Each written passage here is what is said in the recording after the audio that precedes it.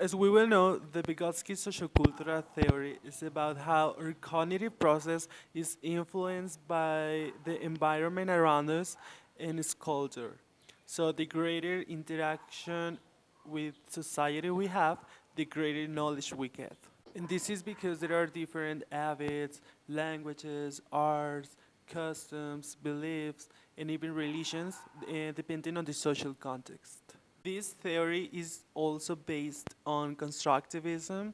That is, certain steps must be reached before knowledge can be achieved at that level. However, the child has the necessary tools to achieve that knowledge, and that's what Vygotsky calls proximal development. But what does the proximal development mean, or what is it?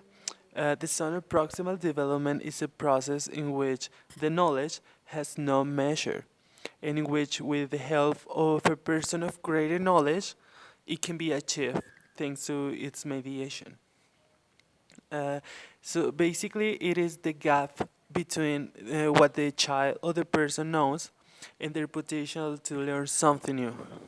But now, how this theory has influence in my education, I'm gonna start talking about when I studied the basic educational level, the primary and secondary school to be more specific, which was from 2000 to 2009.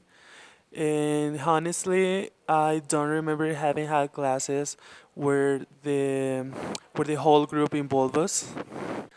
I mean, we never work in teams or anything like that. So the learning was not involved or related to social interaction. In addition to that, the culture at that time was more based on the teacher center method, where we easily got bored during the classes. The people who help us scale or knowledge to another level, who were our parents and on instructors, were too strict.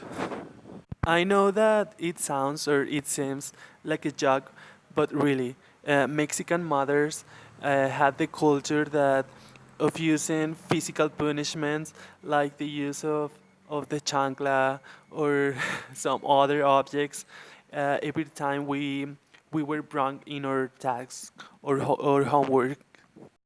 On the other hand, at school, part of the culture was that they gave us classes about ethics and how to respect and act in our society.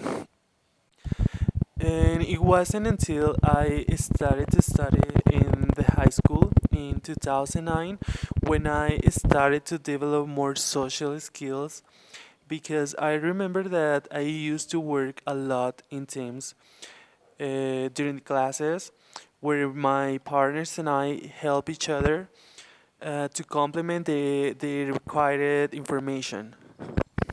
Now that I'm preparing to be a second language teaching instructor, this theory taught me that the culture is very, very important when teaching.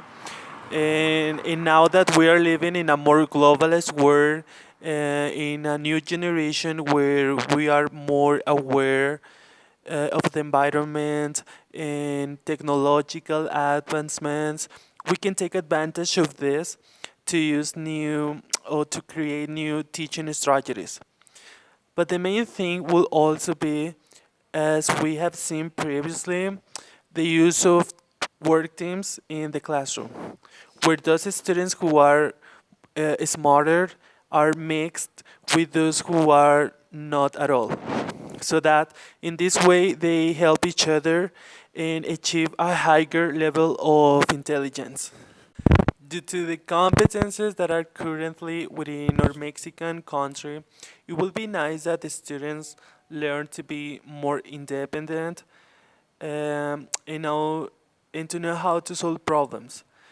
Also, they should have a vision beyond that they are only there to learn, and that we are living in a more inclusive culture, and that they are more competent in knowing a second language. Thank you.